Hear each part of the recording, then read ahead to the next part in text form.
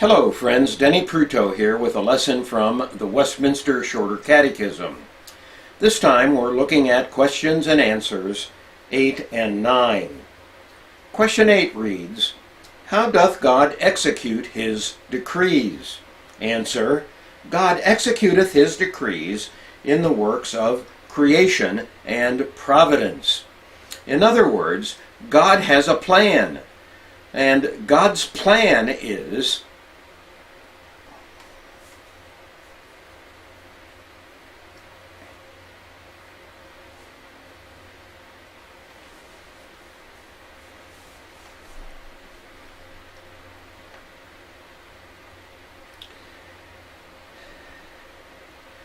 Hello friends, Denny Pruto here with a lesson from the Westminster Shorter Catechism. This time we're looking briefly at questions and answers 7.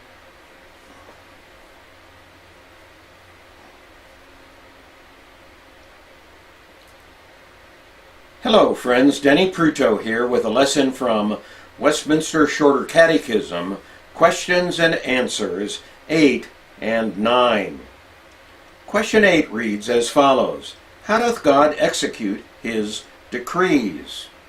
The previous question and answer discussed the decrees of God. In other words, God has a plan. And how is it that God works out his plan? He does so as follows. God executeth his decrees in the works of creation and providence. In other words, there are two paths down which God travels to carry out his plan. First of all, he brings about this created order. And then secondly, he superintends and guides the creation which he has already made. And so, question and answer number 8. How doth God execute his decrees?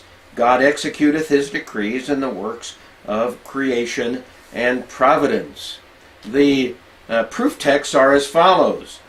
Revelation chapter 4 and verse 11. "Thou hast created all things, and for thy pleasure they are and were created." More literally, Revelation 4:11 would read, "You have created all things, and because of your will they are and were created." You see, everything goes back to the decrees of God, God's plan and God's purpose for this world and for this universe. And then there is God's carrying out his works of providence, and we'll cover that in question and answer 11. But for now, let's just stick with the idea of creation. Question 9 asks, what is the work of creation? Answer, the work of creation is God making all things of nothing by the word of his power in the space of 6 days, and all very good. Let me give you a couple of the proof texts from the New American Standard Version. Genesis 1:1. "In the beginning God created the heavens and the earth." And then verse 2 goes on to say, "The earth was formless and void, and darkness was over the surface of the deep, and the Spirit of God was moving over the surface of the waters." There are some who believe that there is a gap between verses 1 and 2 in Genesis 1.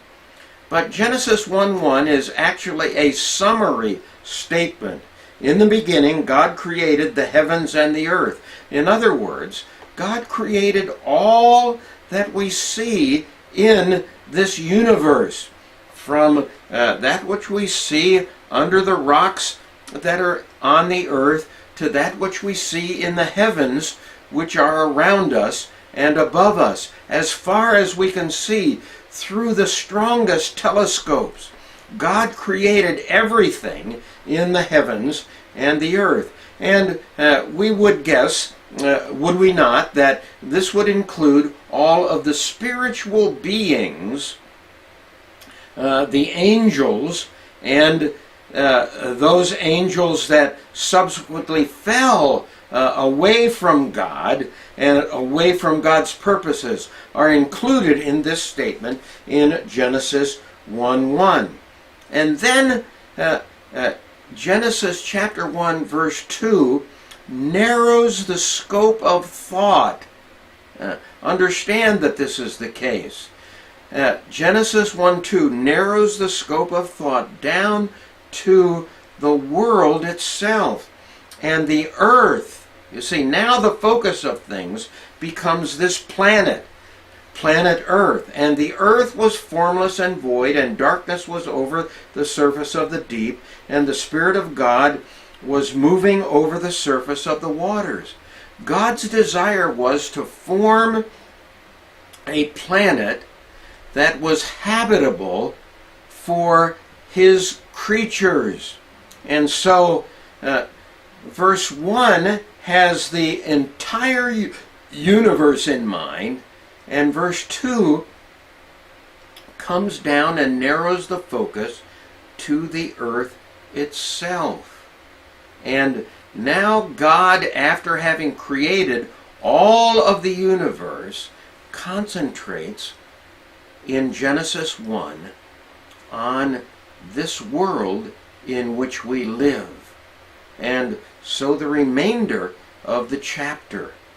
And then in Hebrews chapter 11 and verse 3, we have another one of the texts used as a proof text by the Westminster Divines.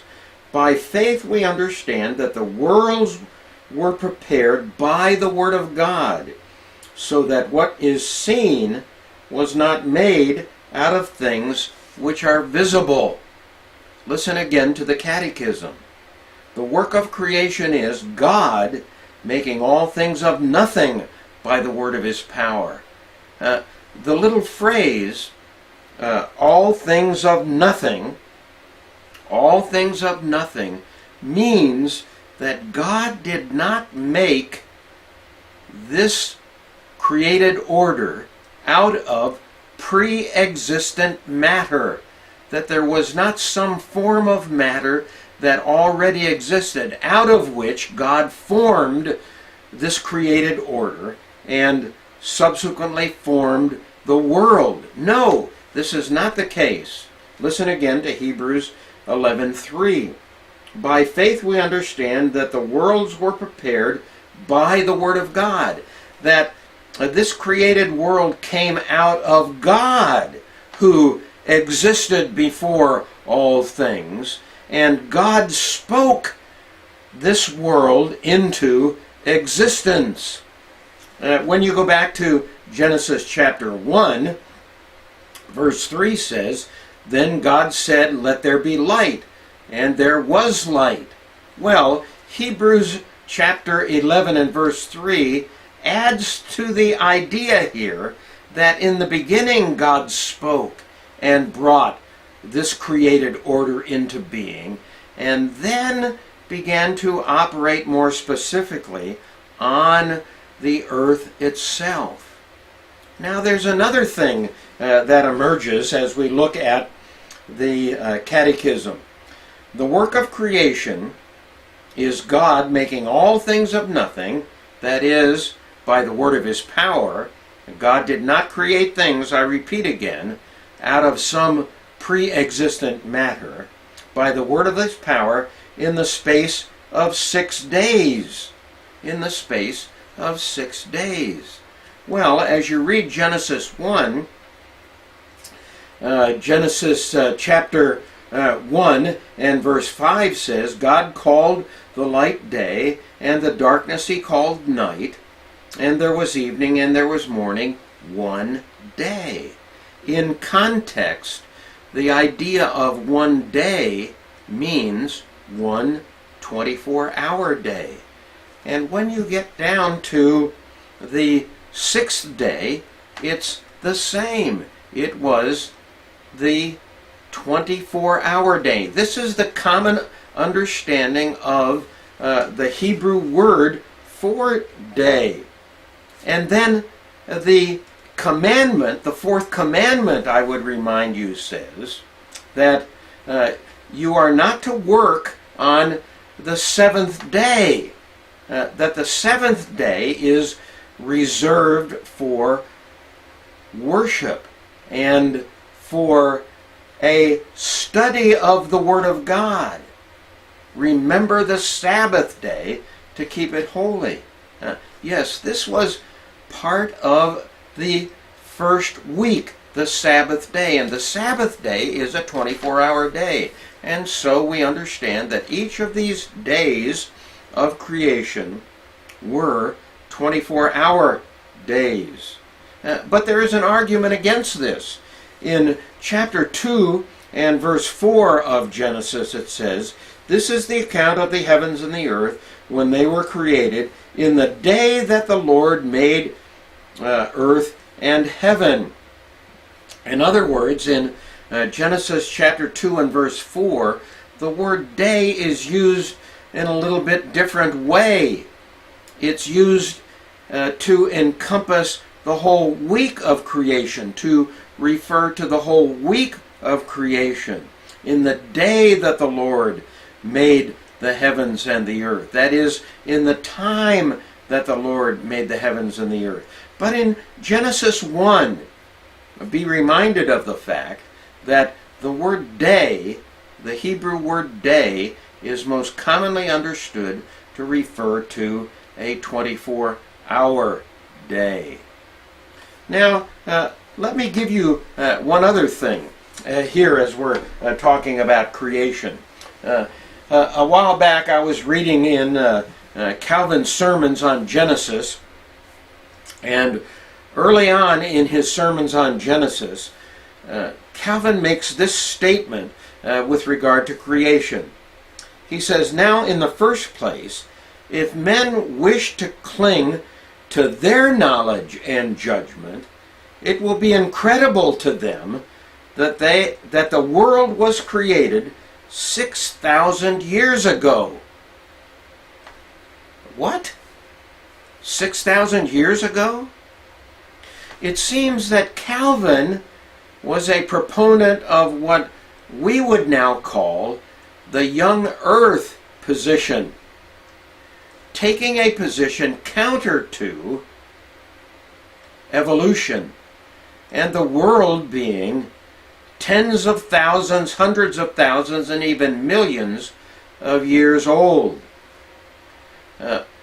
Just west of Cincinnati, there is what we know as the Creation Museum, and it was established to argue for a worldwide flood in the time of Noah, and to argue for the proposition that the world is not millions of years old, as is said by the evolutionists. And it's very striking as you go through the Creation Museum and see the arguments with regard to the idea of a young earth. And then you can come back to Pittsburgh and go through the Carnegie Museum of Natural History. And you see the dinosaurs and the brontosaurs, and you see the presuppositions behind the displays of the Natural History Museum. It is the presupposition of evolution. And everything is viewed and looked at on the foundation of evolution, rather than on the foundation of creation. We as Christians stand on the foundation of creation. You and I may not stand on the foundation of a young earth, but we do stand on the foundation of creation. And I myself am a proponent of the young earth. I do believe that the earth, having been created by God, by the word of his power in the space of 6 24-hour days, is relatively young rather than being millions of years old. Now, let me give you what I see as another interesting facet of the Genesis narratives. In Genesis chapter 5, there is a genealogy. And Genesis 5 begins like this. This is the book of the generations of Adam. In the day when God created man, he made him in the likeness of God. He created them male and female, and he blessed them and named them man in the day when they were created. Now the word day here is used the way it's used in Genesis 1 as a 24-hour day. It's the day in which God created Adam and Eve. Then in chapter 5 verse 3, Moses begins a genealogy. When Adam had lived 130 years, he became the father of a son in his own likeness, according to his image, and named him Seth. Then the days of Adam after he became the father of Seth were 800 years, and he had other sons and daughters. So all the days that Adam lived were 930 years, and then he died. Each individual in the genealogy is mentioned in the same way.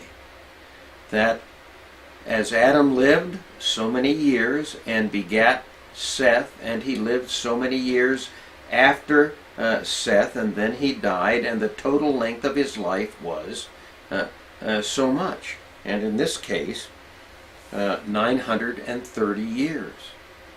Well, you can figure out the length of time that has elapsed when you look at the number of years each individual in the genealogy has lived. And the genealogy takes us from Adam through Lamech. Listen to verse 28. Lamech lived 182 years and became the father of a son. Now he called his name Noah. This one will give us rest from the work and from the toil of our hands, arising from the ground, which the Lord had cursed. And then Lamech lived 595 years after he became the father of Noah, and he had other sons and daughters. And so all the days of Lamech were 777 years. And so Lamech, the genealogy brings us up to Lamech, and then Lamech had this son who was called Noah. Well, if you figure up the number of years in the genealogy as to how long each individual in the genealogy lived, you will see that Noah, or I should say Adam, was still alive when Lamech was 35, 40, 50 years old. Imagine this. When Lamech was a relatively young man, Adam was still alive, if this genealogy is accurate. So that Adam could have told Lamech the stories about what took place in the Garden of Eden, what took place when Satan came into the garden and deceived Eve and they ate of the forbidden fruit, what took place in the garden when God ejected them from the garden and life began outside of the garden. Adam could have told Lamech the stories concerning life in the garden and outside of the garden. And Lamech then could have told these first-hand stories to his son Noah. In other words, when the flood came, as far as the generations are concerned, Noah was not that far from the creation of the heavens and the earth and the creation of the world. Why do individuals believe in evolution? Individuals believe in evolution because that throws back the beginning of the world millions of years. And there are those who believe in the subject of theistic evolution, that God used the process of evolution to bring about the creation of the world as we know it today. But if that's the case, God is quite distant from us as far as chronology is concerned, as far as time is concerned.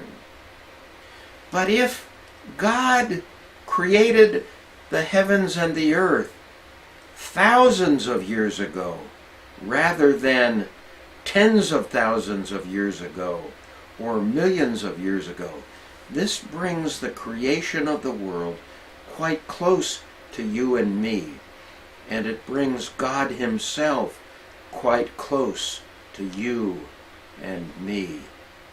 And I think that one of the reasons men and women reject the idea of the young earth is that it brings God too close to us. It brings the reality of what the Bible has to say too close to us. Again, what is the work of creation? The work of creation is God making all things of nothing by the word of His power in the space of 6 days, and all very good. Genesis 1:31. And God saw everything that He had made, and behold, it was very good. And evening and morning were the 6th day.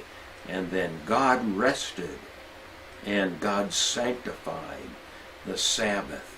And that's why we keep 1 day in 7 as a remembrance of what God did in creation, and then subsequently what God did in recreation. God created all things of nothing by the word of His power in the space of 6 days, and all very good. Think about it, friends. Think about what God has done. And when you go out and look at the heavens, and look at the mountains, and observe the rivers and the seas, and you look at the flowers and the trees, sit and contemplate what God has done. Sit in the created order as a great theater in which you may observe what God in His grace and goodness has done, and how He has placed the likes of you and me in this world which He fashioned and made very good.